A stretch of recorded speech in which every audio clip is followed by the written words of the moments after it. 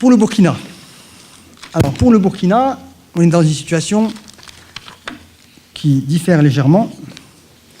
On a une croissance du PIB qui est un peu plus forte que sur le Bénin, on a 6%.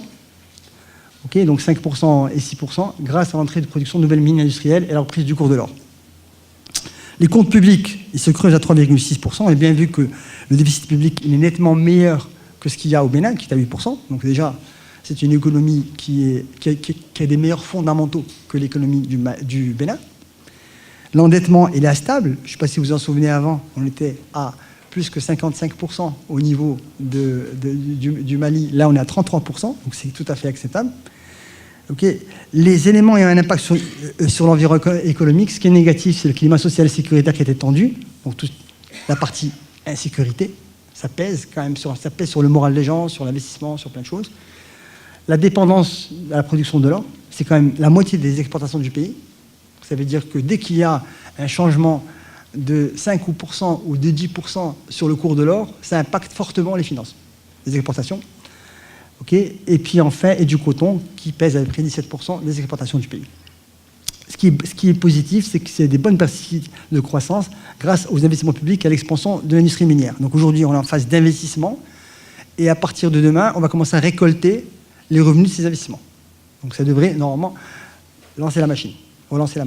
Sur la banque elle-même, bon, ça c'est un peu le tour de table. Donc la même chose, on a près à 56% qui est détenu par le groupe, tout le reste est réparti entre actionnaires privés et institutionnels. Okay, côté en bourse. Donc le float, il est à peu près à 40% ici. 44%. Les données bilancielles, on a un bilan qui grossit de 7% par an, à peu près.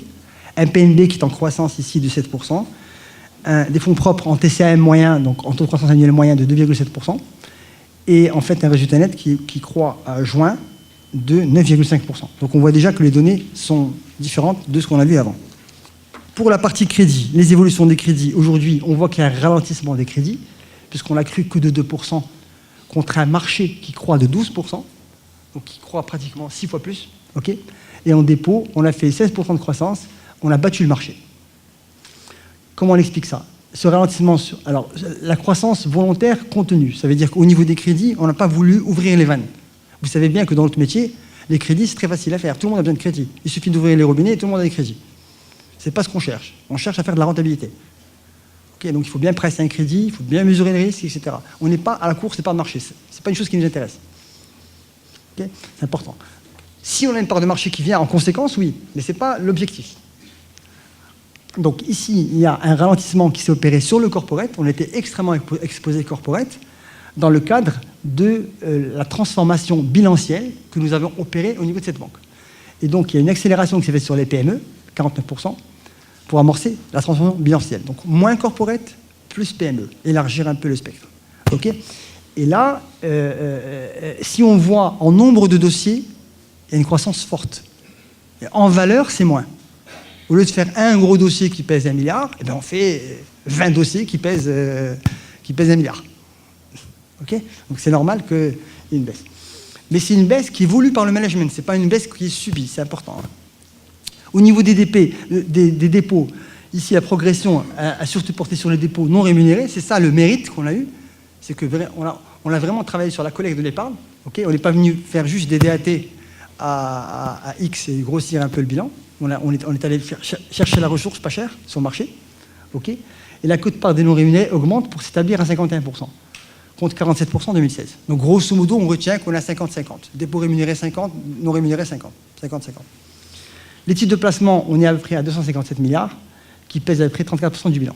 Ici, vous avez un peu les graphes qui illustrent ce que je viens de dire, aussi bien sur la partie crédit que sur la partie dépôt.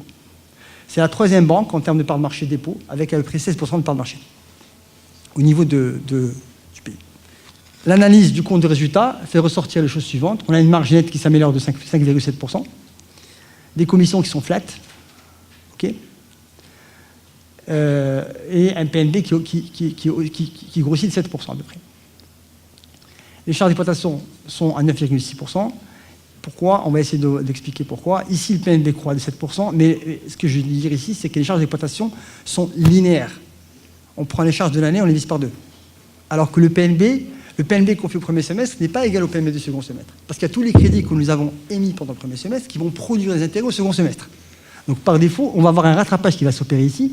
Donc le PNB va augmenter plus fort que 7% à partir de l'année, et les frais généraux vont être dilués dedans. Okay. Donc le coût du risque, ici, il y a une augmentation importante. Donc il augmente de 77%, mais demeure à un niveau maîtrisé de 1,13. Donc on a grosso modo un coût du risque qui pèse 1,13% des encours, ce qui est tout à fait raisonnable. Surtout qu'à l'avenir, on risque d'avoir un coût du risque en transformant nos bilans et en allant opérer sur la PME qui va être beaucoup plus important. Et ce qui est normal. C'est un coût du risque normal, mais qui va être pricé en amont. Donc on pricera, sinon on ne fait pas de crédit au PME, il faut arrêter. C'est des choix. Alors soit on dit on les fait, et on price correctement, parce qu'on sait que les PME, il y a beaucoup d'informels, qu'il n'y a pas de bilan, il faut des outils de scoring, etc. Okay, mais une fois qu'on y est, ben, il faut savoir gérer ce risque correctement. Il y a beaucoup de recouvrement derrière. Voilà. Donc ici, en conséquence, on a un résultat net qui bondit à peu près de 9,5%. Sur la bourse, donc la bourse comme tout à l'heure, voilà un peu ce qui s'est passé. Ça, c'est le cours de référence qui va disparaître. C'est le cours que vous avez traité à l'époque. Il y a eu le monde capital, c'est l'effondrement, c'est la panique générale. Les gens disent, qu'est-ce qui se passe? J'ai tout perdu. J'ai rien perdu. La baisse, elle a été juste légère ici. Okay. On regarde, nous, cette chute-là qui ne veut rien dire parce qu'on a eu 2 fois plus d'actions. Donc, en richesse globale, c'est faux. C'est un mauvais message qu'on passe aux gens. Ça, c'est important, c'est à vous de communiquer. Avec vous, c'est facile de communiquer parce que c'est des professionnels, mais avec le petit porteur d'actions, ben, il faut l'expliquer, c'est compliqué. Soit il arrête d'acheter des actions, il va acheter des OPCVM, qui, eux, font le travail, où tous les jours, ils vont lire un bilan, ils vont choisir, ils vont faire des règles, mais encore une fois, la bourse, c'est pas le casino. Moi, c'est ce que j'ai toujours appris. La bourse, c'est pas le casino. Les croissances de 40% par an, ça n'existe pas. Et moi, je connais que la drogue et les armes qui font ça. donc aujourd'hui, s'il y a eu, c'est exceptionnel, mais c'est pas des choses à faire. La bourse, c'est l'investisseur en bon père de famille qui investit sur un horizon de 3-4 ans. Okay, et qui a un rendement de dividende. Donc, on peut aller sur le cours, s'il te plaît. Voilà, ça, c'est le vrai cours. Alors ici, la performance 2016 a été de 16%. Okay, sur le Burkina. 16% de performance 2016, du cours. La performance à septembre, elle a été de 13%. C'est ça qu'il faut qu'on retienne. Aujourd'hui, notre performance sur le Burkina, quelqu'un qui a acheté une action de BOA Burkina le 1er janvier 2017, à septembre, il a gagné 13%. En faisant les rajustements. C'est important. Hein. Un volume d'échange moyen de 3 millions, donc ça vous montre quand même que 13%, c'est complètement décorrélé du marché. L'année dernière, il y avait 16%. 3% négatif du 4% du marché, et secteur financier, moins 8%. Donc ça veut dire que c'est une banque qui a surperformé le marché. Ici, donc, c'est la capitale boursière, 173 milliards, les cours de clôture, la performance. Alors, la performance de la période, c'est 13% qu'on vient de voir. Le rendement dividende, il s'établit à 5%. OK. Et donc, la performance globale est de 18%. J'ai une performance potentielle, une plus-value latente de 13%, si je devais vendre mes actions demain matin. Mais je reçois un dividende de 5%. Okay, voilà. Donc, s'il me fait un price earning ratio de l'ordre de 13,5 aujourd'hui, et un price to book de 4,2. Donc, la hausse du cours avec un niveau de variation après à 13,5. Donc, vous avez déjà un peu une idée.